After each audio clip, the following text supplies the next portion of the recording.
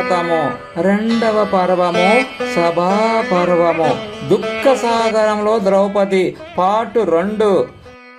దుశ్శాసన సూతుడైన ఈ ప్రాతకామి దుర్బలుడు, వీడు భీముని చూచి భయపడుతున్నాడు. నువ్వు వెళ్ళు, ద్రౌపదిని పట్టుకొనిరా. పాండవులు మన వద్ద పడి ఉండేవారు, ఇక వాళ్ళు చెయ్యగలిగింది ఏమీ లేదు అన్నాడు దుర్యోధనుడు. దుష్టుడైన దుశ్శాసనుడు ఆనందంతో గంతులేస్తూ వెళ్ళాడు. ద్రౌపదిని సమీపించి, పాంచాలి, ఎందుకలా సిగ్గుపడుతున్నావు? నిన్ను మేము గెలుచుకున్నాము, రా వచ్చి దుర్యోధని వైపు చూద్దువు గాని, ఇక నీవు మా దాసివి అన్నాడు. ద్రౌపది విచారంతో కుమిలిపోయింది.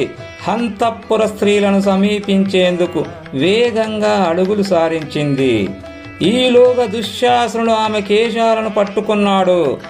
రాజసూయ యాగములో అవభృత స్నానమందు మంత్రపూత జలముతో ఆమె శిరస్సు తడపబడి ఉంది.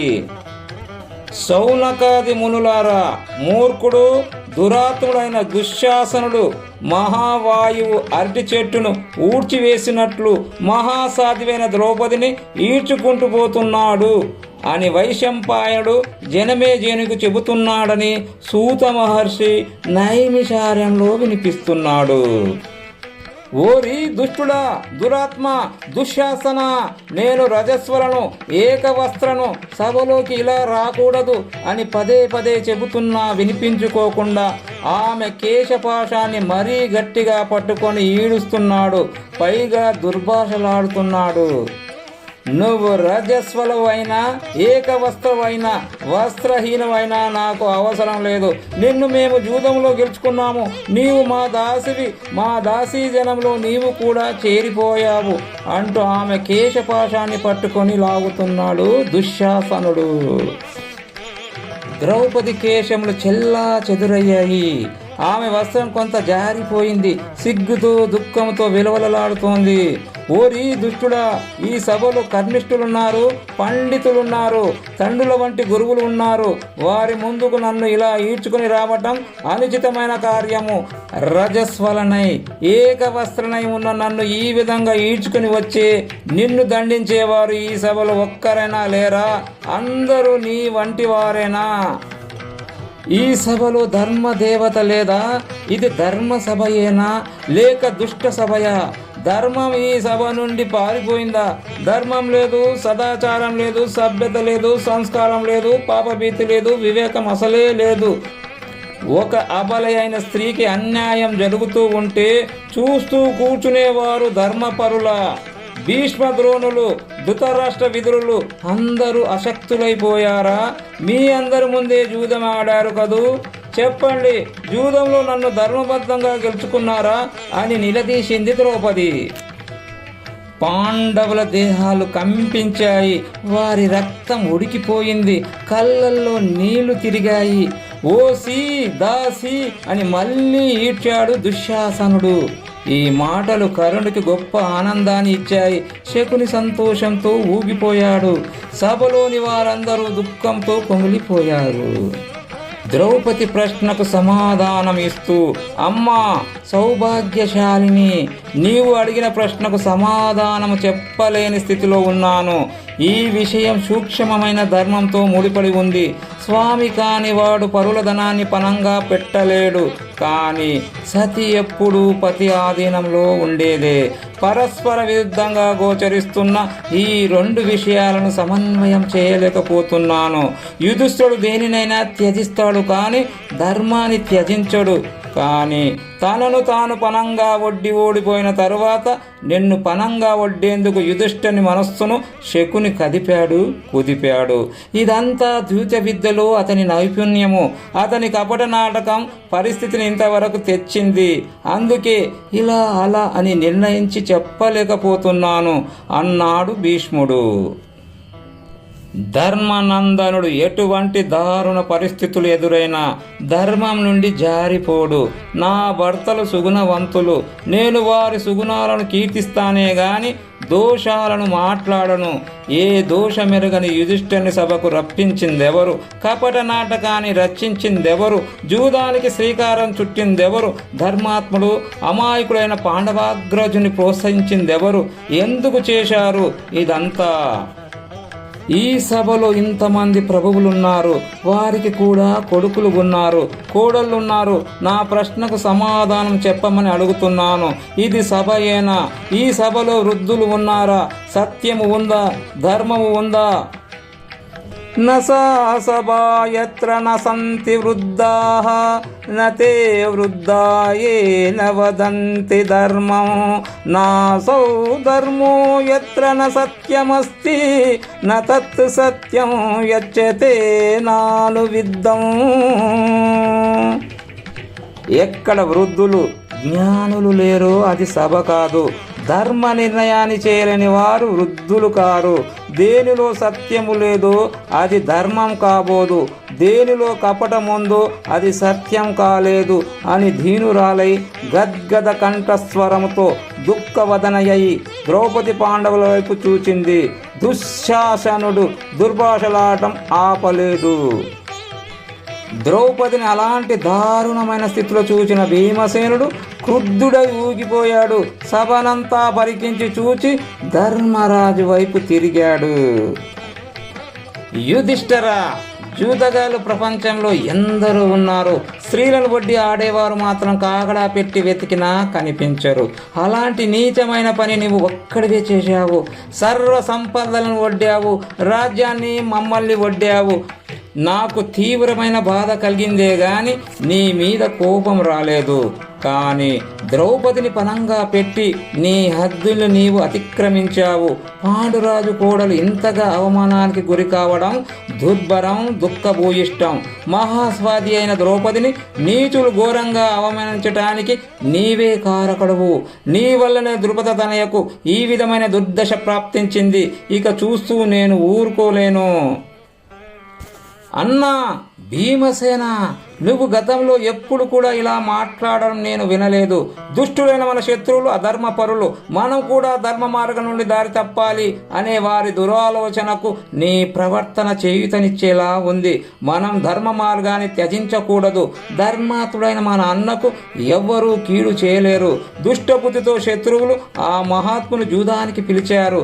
క్షత్రియ ధర్మాన్ని త్యజించలేక ఆయన సహకరించాడు. కానీ ఒక్క విషయం మరచిపోకు, మన జ్యేష్ఠ భ్రాత మన కీర్తిని పెంచేవాడే గాని త్రుంచేవాడు కాడు అన్నాడు అర్జునుడు. పాండవుల దీనస్థితిని, ద్రౌపది దుఃఖాన్ని చూచి ధృతరాష్ట్ర కుమారుడైన వికర్ణుడు గంజాయి వనంలో పవిత్రమైన తులసి మొక్కలా ప్రకాశిస్తూ సభను నిలదీశాడు. రాజులారా, ద్రౌపది అడిగిన ప్రశ్నకు ఇంతవరకు ఎవ్వరూ సమాధానం చెప్పలేదు. ఈ సభలో భీష్మ పితామహుడు, ధృతరాష్ట్రుడు, విదురుడు ఉన్నారు. వీరందరూ నోరు విప్పరు ఎందుకని? ద్రోణాచార్యుడు, కృపాచార్యుడు మొదలైన విప్రశ్రేషులు మాట్లాడరెందుకని? ఎందరో ప్రభులు ఈ సభలో ఉన్నారు, ఎందుకని మూగ పాత్రను పోషిస్తున్నారు? ఆమె పదే పదే అడుగుతూ ఉంది. ఆమె ప్రశ్నకు ధర్మబద్ధమైన సమాధానాన్ని ఇవ్వకపోతే మనల్ని పాపం చుట్టుకుంటుంది, నరకం ప్రాప్తిస్తుంది అన్నాడు వికర్ణుడు. కానీ వికర్ణుడు అలా పదే పదే హెచ్చరిస్తున్న సభలో ఒక్కరు కూడా నోరు తెరవలేదు. అందరూ చేతులు నలుపుకుంటూనే కనిపించారు. ఆ నిశ్శబ్దాన్ని భరించలేక మళ్ళీ గలం విప్పాడు వికర్ణుడు. సదస్యులారా, ఆమె ప్రశ్నకు సమాధానం చెప్పవలసిన ధర్మం మీకు ఉంది. అది మీరే తేల్చుకోండి. మీరు చెప్పినా చెప్పకపోయినా నా అభిప్రాయాన్ని నేను చెబుతున్నాను. రాజ్యాన్ని పాలించే ప్రభువులకు 4 వ్యసనాలు ఉంటాయని పెద్దలు చెబుతారు.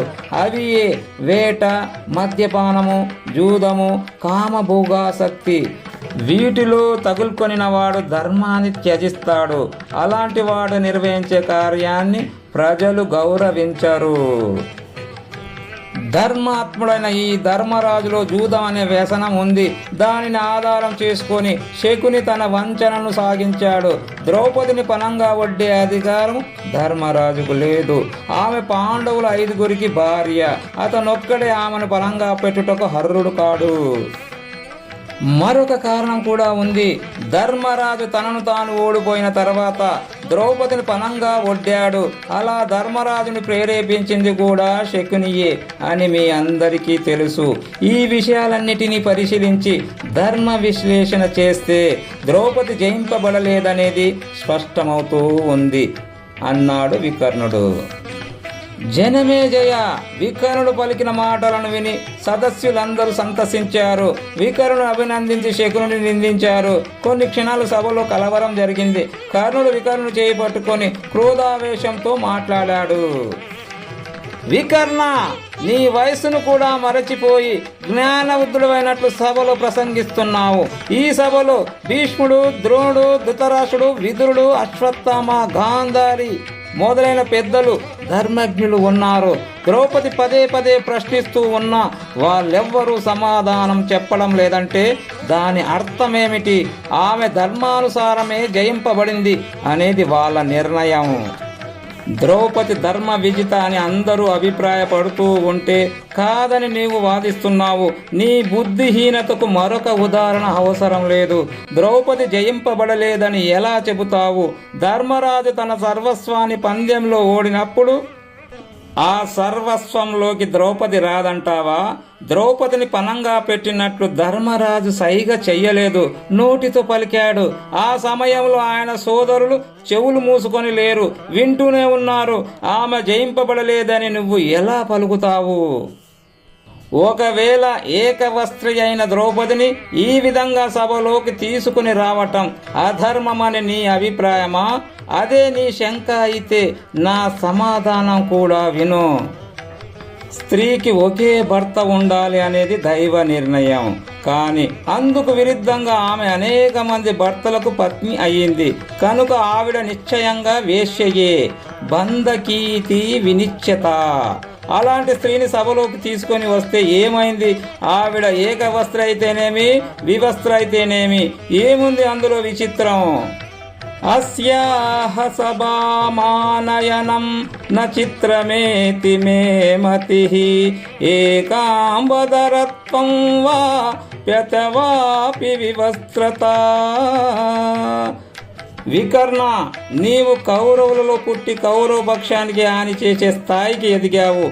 అరణి నుండి పుట్టిన అగ్ని అరణినే దహించినట్లు కొందరు తాము పుట్టిన కులానికి తామే కీడు తలపెడతారు. వ్యాధిర్బలం నాశయేతే శరీరస్థోపి సంభృతః తృణాని పశవో ఘ్నంతి స్వపక్షం చైవ కౌరవః. దేహంలో పుట్టిన వ్యాధి ఆ దేహాన్నే కృంగదీసినట్లు పచ్చికను మేసే పశువు ఆ పచ్చికను తన కాళ్ళతోనే త్రొక్కినట్లు కురుకులంలో పుట్టిన నీవు కులాన్నే నాశనం చేయడానికి పూనుకున్నావు అని పలికి దుశ్శాసని వైపు తిరిగాడు కర్ణుడు. దుశ్శాసన, ఈ వికర్ణుడు కుర్ర కుంక, పైగా మూర్ఖుడు, గొప్ప విద్వాంసుల్లాగా మాట్లాడుతున్నాడు. నువ్వు కానీ పాండవులను ద్రౌపదిని వివస్త్రాన్ని చేసేయి అన్నాడు కర్ణుడు. వస్త్రాపహరణానికి మూల కారణం కర్ణుడే. అతడే ఈ నైత్యాన్యాన్ని పురిగొల్పాడు. వస్త్రాపహరణం విషయాన్ని రాధేయుడే ప్రస్తావించకుండా ఉన్నట్లయితే బహుశా ఆ సంఘటన జరిగి ఉండేది కాదేమో. దుశ్శాసనుని చేత దారుణమైన పాపాన్ని చేయించిన వాడు కర్ణుడే అయ్యాడు.